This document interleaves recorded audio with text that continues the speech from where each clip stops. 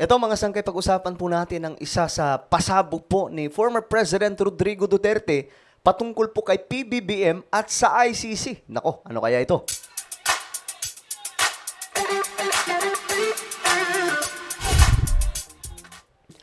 Hello, what's up guys? This is me. I'm back for another vlog today. Kumusta po mga kababayan? Ayos pa ba tayo dyan? Sa kabila po ng mga gulo na nangyayari ngayon sa ating bansa, I hope that every one of you guys ay okay lamang po ngayon. Hindi pa po kayo nagkakasira ng inyong pamilya. Hindi pa kayo nagkakasira ng inyong mga kaibigan kasi ngayon mga sangkay, sobrang init ang politika no? Pati po mga pagkakaibigan, nawawasak mga sangkay. Alam nyo, yan yung hindi ko kayang gawin Yung pati po pagkakaibigan ay, kumbaga ipagpapalit ko kasi iba po yung pinagsamahan Politika lang po ito mga sangkay. This is just only politics na hindi dapat mga sangkay masyadong siniseryoso, especially sa ating bansa, na itong ating bayan mga sangkay, punong-puno po ng dumi yung politika. Diyos mio marimar. Sabi ko nga, halos wala na po atang matino mga sangkay. Hindi naman lahat, pero ewan ko ba. Well, pag-usapan po natin ito ngayon mga sangkay, itong pasabog po ni former President Duterte. But before tayo magsimula, sa mga hindi pa po dyan nakakapag-subscribe, tayo po ay road to 2 million subscribers na. So kung gusto nyong mapabilang sa dumadaming bilang ng mga solid sangkay dito sa YouTube, ang gawin nyo lamang po ay isubscribe yung ating YouTube channel, i-click ang bell at i-click nyo po yung all. At sa mga nanonood po sa Facebook, i-follow nyo po yung ating Facebook page. Shoutout po sa lahat ng mga solid sangkay na nanonood ngayon. Mabuhay po kayong lahat. Eto guys. Ito po yung pasabog po ni former President Rodrigo Duterte ngayon ay kumakalat mga sangkay sa social media.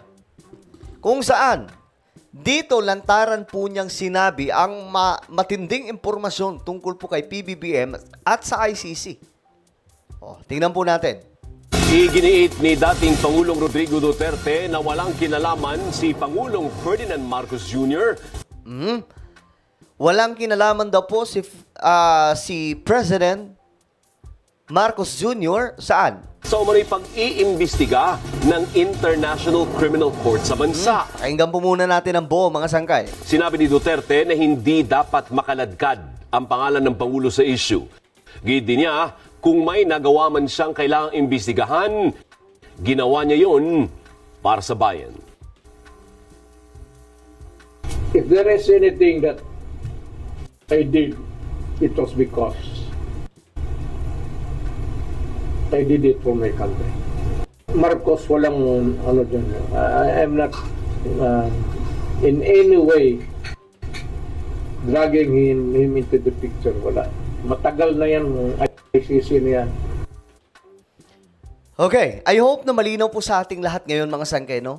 Kahit pa po dati, sinasabi na po ni PRRD, ni Tatay Digong, na walang kinalaman si PBBM dito sa ICC. Out of the picture, si PBBM. Ayon po kay PRRD, kay Tatay Digong mismo yan mga sangkay nang galing. Kaya nga mga sangkay, hindi ko maintindihan, bakit may mga taong sinisisi pa rin po si PBBM na alam naman po natin na kung sino yung mastermind dito. Ang mastermind, mga sangkay, yung nag-file, ito pong lukulukong si Trillanes. Guys ako, sa maraming mga pro-government mga sangkay, ako lamang po ata ang hindi sumasakay kay Trillanes. Na mga vlogger. Ayoko sakyan kasi, Diyos mio marimar, maglolokohan pa ba tayo dito mga sangkay? Alam po natin ang karakas ni Trillanes. So siya po yung mainit, di ba? Lagi pong may enkwentro yan si PRRD at saka si Trillanes. Mga Duterte at si Trillanes. Bakit hindi po alam ng marami mga sangkay? Ulitin po natin galing po mismo yan kay Tatay Digong noon. Iginiit ni dating Pangulong Rodrigo Duterte na walang kinalaman si Pangulong Ferdinand Marcos Jr. Walang kinalaman si Pangulong Marcos Jr. sa umano'y pag-iimbestiga ng International Criminal Court sa bansa. Ayan klarong-klaro mga sangkay. Kasi yung iba, nahuhulog po sa fake news.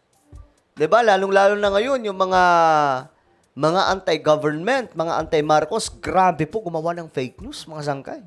Akalain nyo, alam nyo, kapag hindi ka talaga mag-iingat, at mapapanood mo yun, maniniwala ka, kahit po yung ngumingiwi si PBBM, na marami naman pong taong ganyan talaga, mga sangkay, pinapalabas nilang gumagamit daw po si PBBM without the evidence, mga sangkay. Kahit wala pong ebidensya, basta sasabihin po nila yan. Kahit nga po ako, di ba?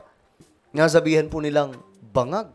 Diyos mio Marimar. Tapos yung nagsasalita mga sangkay na bangag daw ako, mas mukha pa pong sabog kaysa po sa akin. Hindi naman po sa pagmamayabang, ano, mga sangkay. Kita naman sa mukha, mga sangkay, kung sino po yung bangag at kung sino po, mga sangkay, yung may mga tama. Diba? Sinabi ni Duterte na hindi dapat makaladkad ang pangalan ng Pangulo sa issue. Diba? Sinabi pa po mismo ni Tate Digong, hindi dapat makaladkad ang pangalan ni PBBM sa issue. Pero alam niyo mga sangkay, ang duda ko talaga dito kung bakit nagkasira si PBBM at PRRD, si PBBM at si Sara dahil po sa mga sulsul sa paligid ni PRRD. Alam niyo na yan mga sangkay kung sino-sino ang mga yan. Diyos mio Marimar. Tingnan nyo na lang yung paligid ni PRRD. Biruin nyo, maayos kayo nang sasabihin ni PRRD. Pagdating po sa entablado, babanat-banatan niya si PBBM. Hanggang sa dumating sa punto mga sangkay na nawala na po ng gana si PBBM para tulungan sana iligtas, saluhin yung mga banat na mga kalaban ni PRRD. Diba? Kasi ang nangyari mga sangkay, pinabayaan na po si PRRD ni PBBM. Baga nawalan na po siya ng gana eh. Diba? So ngayon, tingnan natin. Pakinggan niyo mabuti yung sinabi ni PRRD. Gidi niya, kung may nagawa man siyang kailangang imbestigahan, ginawa niya yun para sa bayan. Actually, mga sangkay, at some point, no, nag-agree po ako dito kay former President Rodrigo Duterte. Lalong-lalo na po itong war on drugs, which is kailangan na kailangan po talaga at that time. Diyos mio Marimar. Makita nyo lang yung buong paligid noon, mga sangkay, bago po umupo si PRRD. Nagbebentahan sa gigilid, mga sangkay, na akala mo. Nagbebenta ng pulbo lang. Nagbebenta ng tawas. Yung pala, pulburon po yun, mga sangkay. Normal na lamang po. Actually, ito po yung dapat masugpo sa panahon natin ngayon, mga sangkay. Kasi may mga bumabalik po talaga. So, kailangan ni President BBM masigpitan pa po, no? Kasi ang laban ngayon ni PBBM, ito po ay laban lamang po sa mga talagang mga high rank pagdating po sa mga bentahan, mga sangkay ng ipinagbabawal na pulburon. So, siguro mga sangkay, kailangan na rin pong sugpuin ang nasa mga, itong mga nagbebenta, mga sangkay. Yung mga runner nila. So, ito yung sinabi ni PRRD. If there is anything that I did, it was because I did it for my country. Marcos, walang dyan. I am not in any way dragging him into the picture. Wala. In any way, ang dalhin daw po natin siya, si PBBM, sa picture ng ICC. Wala daw po si PBBM. So ngayon, kanino tayo maniniwala? Sa mga vlogger, ng mga DDS, o mismo kay PRRD? Matagal na yan, ICC na yan. Matagal na yung ICC na yan. So kanino tayo maniniwala ngayon? Since may mga ganitong klaseng video, mga sangkay. Ayan no, sinabi po mismo yan ni PRRD, Marcos has nothing to do with the ICC. Huwag na natin bigyan ng importansya yung ICC. Sinabi po mismo ng dating Pangulo yan, ni Tate Digong.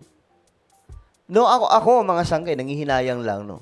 Kasi dapat, wala po ngayon sa ICC si PRRD. Actually, marami pong paraan para hindi po siya madala doon.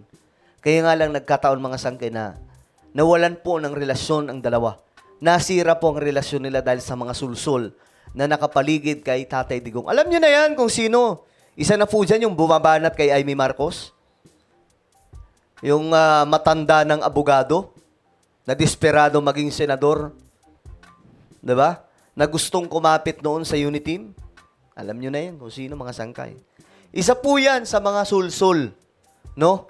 kung bakit nandun ngayon sa ICC si PRRD. Wala dapat siya doon mga sangkay kung maayos lamang yung relasyon nila ni PBBM. Kaso wala, sinulsulan ng sinulsulan eh. Kaya si PRRD, bumanat ng bumanat kay PBBM until nawala na po ng gana ang ating Pangulo para tulungan o harangin ang mga kaaway ni PRRD. Ay, nako po. Well, ano pong opinion ninyo mga sangkay sa pasabog po ni Tatay Digong? Just comment down below. Meron po tayong YouTube channel. Ito po ay Sangkay Revelation. Hanapin nyo po ito sa YouTube, guys. Kapag nakita nyo na, i-click nyo po yung subscribe, i-click ang bell, at i-click nyo po yung all. Magaganda, garantisado ang ating mga content dito. Alright? So, ako na po ay magpapaalam. Mag-iingat pong lahat. God bless everyone.